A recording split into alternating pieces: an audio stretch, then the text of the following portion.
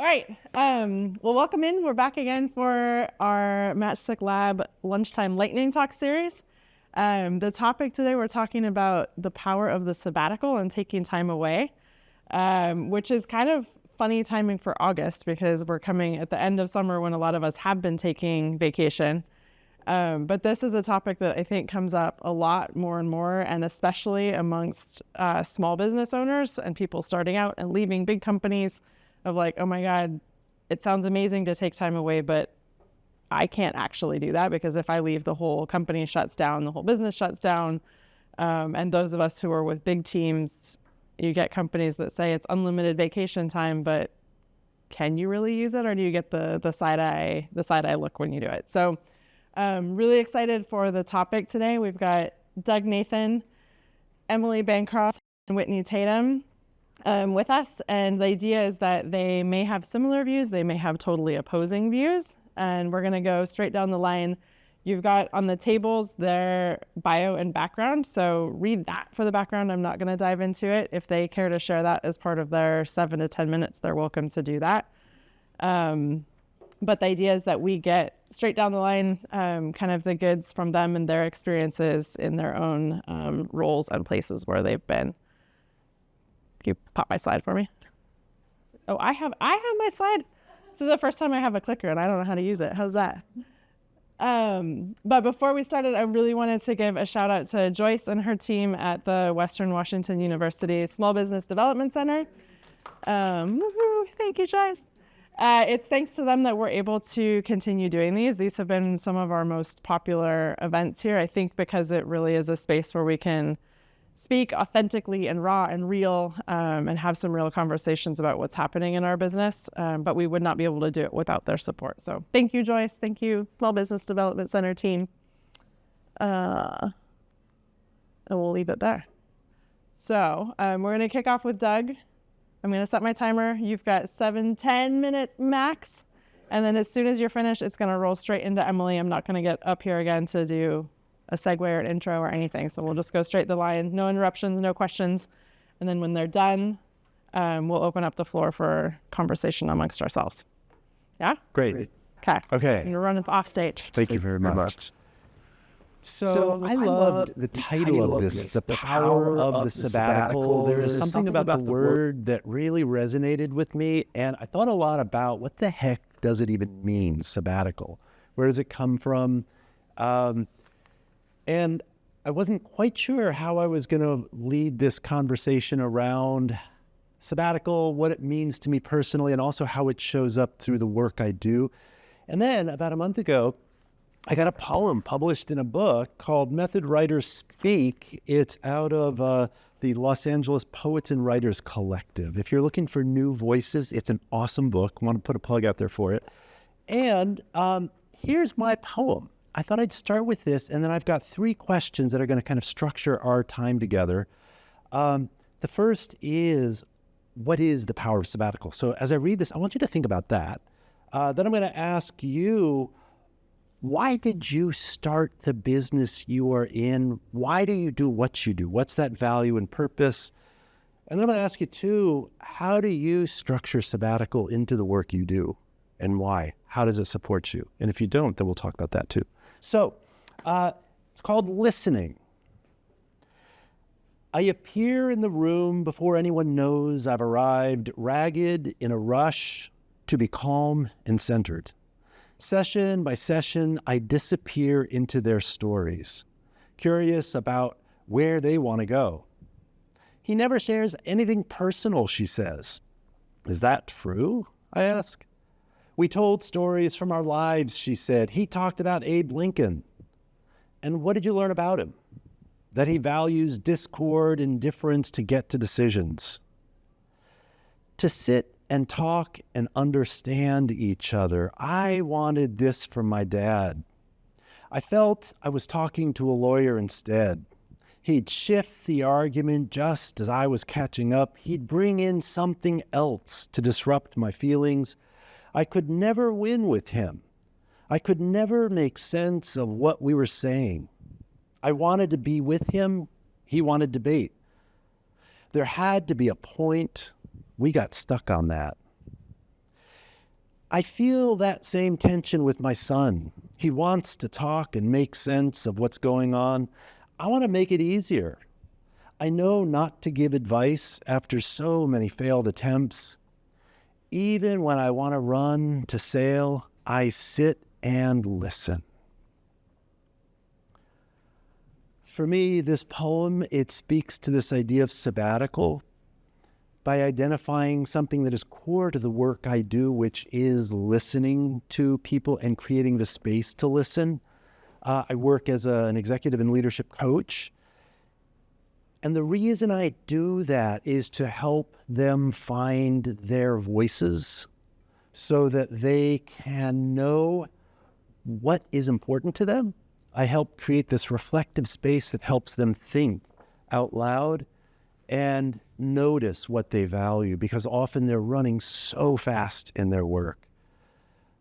To have the space where they can hear themselves thinking is a really powerful way to be present, to notice what's important, and to create time for restoration. So when you think about the power of sabbatical, what does that mean to you? What word jumps into your brain or into your gut? Rest. What's that? Rest. Rest. Great. Give me one more. Rest. What? Reflect. Break. A break. To decompress. Yeah. To the other word that really comes to my mind, all of that is so true. And the other one is, I think about rest, restoration, and vocation. There is something about creating that space to do things you love that you wouldn't necessarily get paid for, but that brings such deep pleasure, interest, satisfaction to you. And one of the things I've noticed through the course of my work is we can erase the margins in our lives that allow us the space to pursue what's really meaningful and valuable to us. I am currently operating my fourth business, Doug Nathan Coaching Consulting. The first business I had, I started in the mid-90s. I taught creative writing. And I started a company called Beyond Words, and I did it because I wanted to help people do that work of discovering their voices and then find the courage to bring that out, to know what was important to them and to be able to share it with people. That also meant creating space that felt safe for people to do that kind of exploration. That led me to a really powerful book at the time by David White called The Heart-Aroused Poetry and the Preservation of the Soul in Corporate America. Corporate America was something I was avoiding at this point in my life. I love that book, and I love some recognition of it, huh? Yeah. What it helped me see was he was laying out the philosophy for why it's important to bring all of who we are to the work we do. And I thought, oh, you know what's really cool? In my writing workshops, I sit in circle with adults, and we do that integrative work. They identify so many aspects of self that they leave in different places throughout their days, and they do this wonderful integrative work through sharing their stories and holding space for each other to hear each other and appreciate what we're sharing. That led me to use poetry to start teaching leadership development and team building, which led me on a path to working at Microsoft, where I was able to do leadership development work. The longer I was, about 3 years in, I realized that was not my long-term path, and I discovered actually the value of conflict working there. And I thought, I want more of this. That led me to actually leave Microsoft about 2 years later, and I became a mediator. That led me to start my second company called Conflict Matters, where I got to do a deep dive with people into conflict, hold that space, help them do the learning about what was important to them together. It was a whole new experience for me.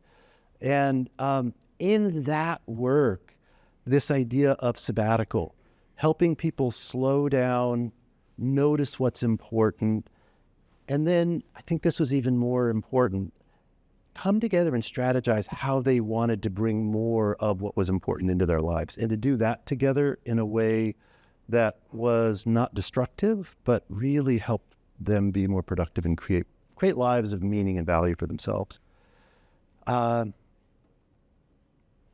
did that for about 8 years, and I got a little lonely. As you may appreciate if you're running your own business, I decided I wanted to join a big team. I joined King County with their ADR program, Alternative Dispute Resolution, and I got to do a deeper dive into conflict and hold space for people in workplace settings. That listening, that creating space for people to hear their voices and help them learn what was important led me through the 7.5 years there. 3 years ago, I decided I wanted to come outside again. I started my company, Doug Nathan Coaching and Consulting. And one of the projects I've done is actually creating peer coaching groups. I do it because I have noticed the more I've done the executive and leadership coaching work, folks who are in their roles, especially executives, operate in vacuums often, with a lot of isolation. I wanted to create a space where they could come together, learn together, have the courage to notice what was important and recharging and restorative for them. I want to share a quote from Jason Christian, who's the fire chief at Central Kitsap Fire and Rescue, who recently went through a peer coaching group. This is what he said that experience provided for him. I feel strongly that practicing coaching in our sessions helped me learn how to more effectively coach others in my organization with open questions and not leading them to my answers. My leadership growth goal was to find more joy in my work and life. I learned to give myself permission to not be perfect and to accept messy. I even learned to put fun in my calendar. CEOs need friends and colleagues to grow with on their journeys, and that points to the power of these peer coaching connections. It points to the power of sabbatical and creating those spaces for ourselves. So I hope in your journeys you create those spaces that help you create more margins so you can create sabbatical experiences as you go. So thank you. Thank you. Thanks, Doug. So probably about 10 years ago, we got a visit from one of my husband's college friends. And he was visiting because he was on a 7-week sabbatical. And, you know, that puts me in my mid-30s at the time. And I was like, what? How is somebody my age taking a sabbatical? Like, that's strange. I don't get it. So when he came out and he was talking to us, I was so intrigued by this model. So he was with a smallish, mid-sized private sector sales-oriented organization. And it was organizational policy that every 7 years, everybody in the organization had to take 7 weeks off. And the thing that he talked about that stuck with me from that experience was this idea that in a sales-driven organization, you strongly believe that you own your relationships, right? The whole model is you own your relationships, you build them, people, sell to you because they like you. It's very personality driven. And the company had actually decided that they wanted that one way to counteract that, they could take care of their employees by giving them this time off, but they could also break the cycle of believing that any single person, is critical to sort of owning and growing a relationship. And that actually was a really smart business opportunity for them because it forced people to hand over their relationships. Like 7 weeks was long enough that he, as a senior person in the organization, had to hand over all of his relationships and somebody else had to take them forward. And when he came back, the norm wasn't you just pick up those relationships again. The norm was you figure out which ones, you sort of see how things went, you pick up some new things, like you come back differently. So fast forward, 10 years from that point, I'm like, what? A 30-year-old can go on a sabbatical? This is insane. That's never going to be possible in my sector. So, now I run a mid-sized global health organization. And during COVID, even pre-COVID, we were part of a cohort of organizations thinking about what does it take to build organizational well-being in the social sector. So our sector is notoriously known, we burn people out. We believe that the cause that we work towards is more important than any individual interest that we have. We feel almost selfish if we take time for ourselves. Like, these are known standards. And in fact, donors in this community accentuate that by highlighting that social entrepreneur, that social visionary, who above all odds drives this issue forward. Like, it's sort of celebrated in our space. And so there was a group that called the Wellbeing Project that was built specifically to try to address this sort of hero complex and to think about what does it take to build individual resiliency, and then what does it take to build organizational well-being. So I was already part of a cohort looking at this across organizations. And then COVID hit, and our board said to me at some point after, our team, we're a global health organization, we work on supply chains, we work on vaccination, we work on telehealth and telemedicine platforms, like all things that were sort of at the front lines of the responses that governments were looking to have during COVID. So our team did really well. Everyone, we felt like we had value and purpose, and everyone worked really hard, and we were well-resourced, et cetera, et cetera. And so the board said to me, like, gosh, Emily, we'd really love, everyone's worked so hard, we'd love for you to take some time off. Well, we'd love to give you a bonus, but we here in the nonprofit sector, we can't do that. So what about time off? And I felt so strongly about the fact that although I appreciated what they were trying to do, that, for an organization that centered equity in so much of our work, like, it wasn't about me needing to take time off. It was about, like, how do we build this into our organization as a whole? And I thought back on that conversation that I had with that friend, Will, and thought about that this isn't just about, it is about the relaxation, it is about the revitalization, it is about the individual, but it's also about the organization. And it's about what it takes to build a stronger and healthier organization, and how to build sort of resiliency, succession planning, career development, opportunities for others into your work. And I've always felt, and I've always said to our team over and over again, everybody is important and no one is expendable. Let me say that again. Everyone is important. No one is not, is not expendable. We can overcome any change, right? We can get through these changes that come, but we have to build that muscle. And so for me, building a sabbatical policy into an organization sort of has three purposes to it. And it's part of the argument that I've used within our own organization for building this, as well as what I say to other people who approach me to say, how do you build a policy into your organization, or why do you do it? So for me, one, it is that rest and relaxation. It is that giving people time to take away from the organization. Secondly, it is about cross-training. It's about succession planning. It's about stepping away from your job and seeing who else can carry things forward and how things carry forward when you're gone. And then third, it's about coming back differently. And I feel like those were all things that I heard sort of embedded in this policy of this friend's organization or company. So we put in place a policy cross-organizational. So everybody in the organization is eligible. It's at 10 years. I actually think 7 would be much better. But to be honest, when we started to balance the sort of cost analysis, we had so many people that were above 7 years that we would have really had a hard time, to be honest, figuring out how to stage those leaves. So we put it at 10 years. I hope maybe down the road we can adjust that. But 10 years, everybody gets 8 continuous weeks off that they can take, and then they can add another month of their leave to that. And so in the first year of the policy, there were 4 of us that were eligible. One was myself as the CEO and having been at the organization for 13 years. 2 of them were drivers that had been part of our Mozambique and Malawi teams for more than 12, 13 years. And one of them was a deputy country director of one of our teams. So I thought that was fabulous too, because it was this sort of, it wasn't about leadership. It was about anybody in the organization who had given this service, and how do we make this part of just one of the benefits that we provide.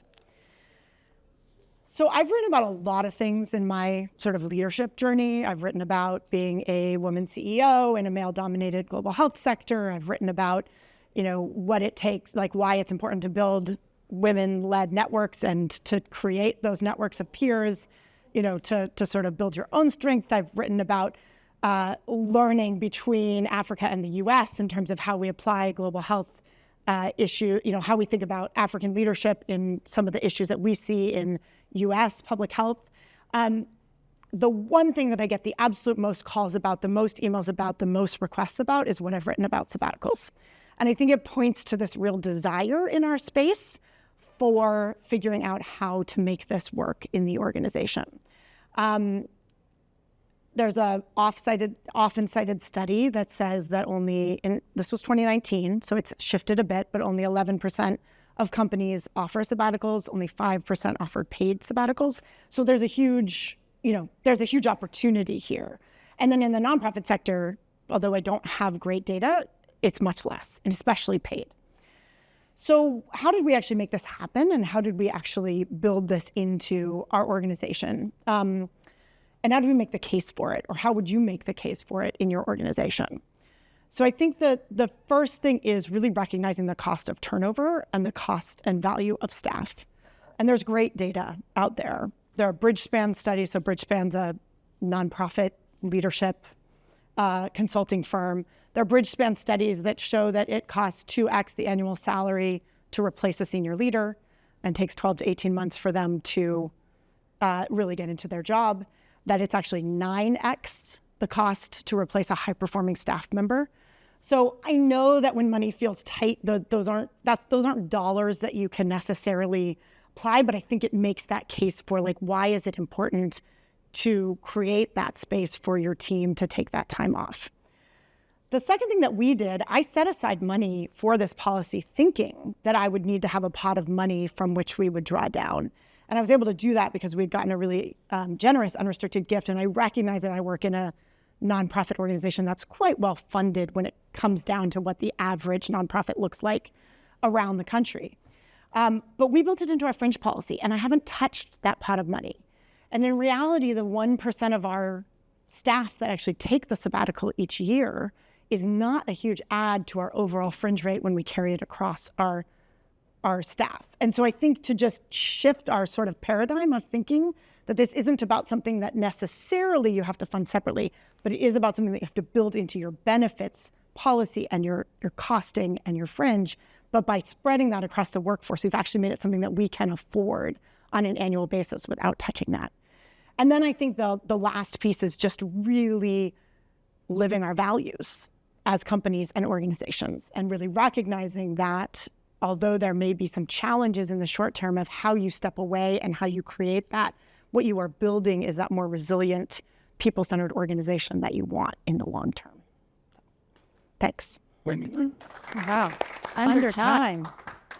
That means I get more time to talk. I'm just kidding.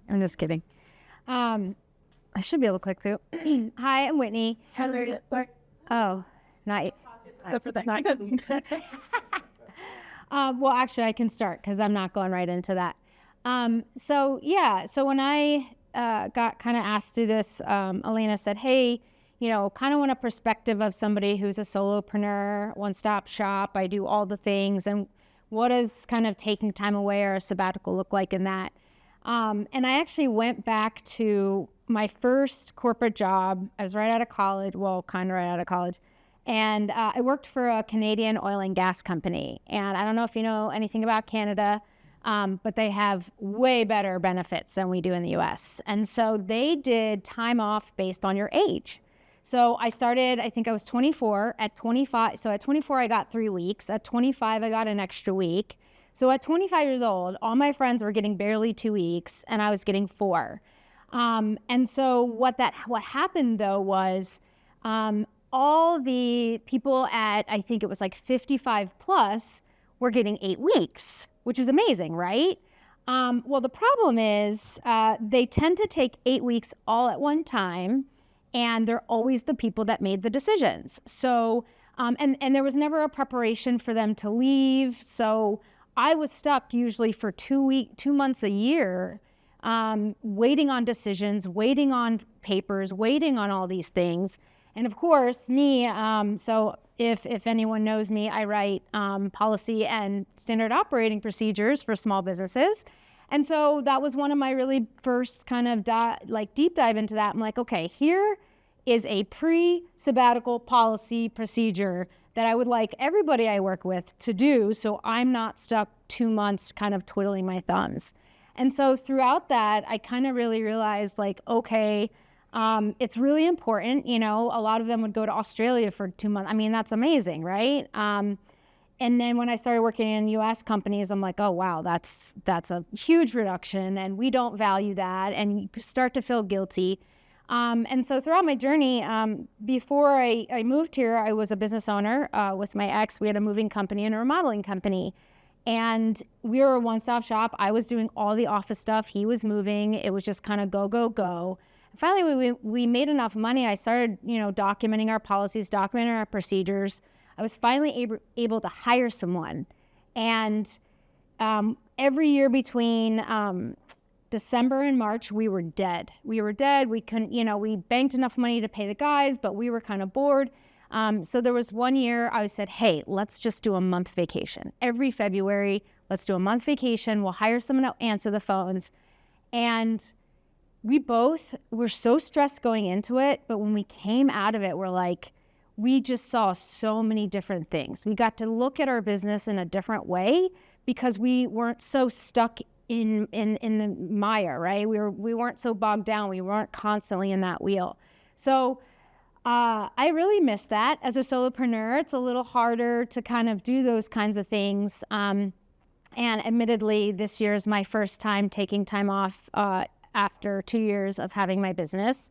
However, that's kind of what I'm, want to talk about. So you see my little I like fun colors if you also don't know me. So I kind of want to talk about a couple of myths and facts that I've, heard solopreneurs say, I've said myself. And the first one is I can't take time off as a solopreneur. I do everything. I'm the one that not only I have to make the money, I do the work. So personally, I write all the policies, I write all the documents. But a fact is, with planning and preparation, you can take time off. So I have kind of 2 small time offs planned towards the end of the year, and I started planning them 6 months ago. Talking with my clients, looking at my schedule ahead of time. The second one is I won't make money if I take time off. While that could be true if you so for me, my pricing is sometimes based on phased pricing, depending on what your service or product is. If you can time the payments right, then you are technically still making money while you're off and not working. So again, planning and preparation, that's going to be a big theme in my talk today. So the third one is I will lose business if I take time off. That's a huge one, especially if for me, networking is huge for me to get more clients. People need to see my face. However, a couple months ago, I was not in a great mental space and I was not able to kind of network. But I realized, wow, I haven't lost anyone. I got more clients because I came back refreshed and happier. So again, with good communication, planning, and preparation, you will not lose business. And the last one is I will be too worried about my business if I take time off. So, I might be checking my phone. I might, I have time to give myself space. So am I going to remember something I forgot to do? Is it just kind of always in the back of our mind as small business owners that run everything? But again, with planning and preparation, you can thoroughly enjoy your time off. So that's huge for me.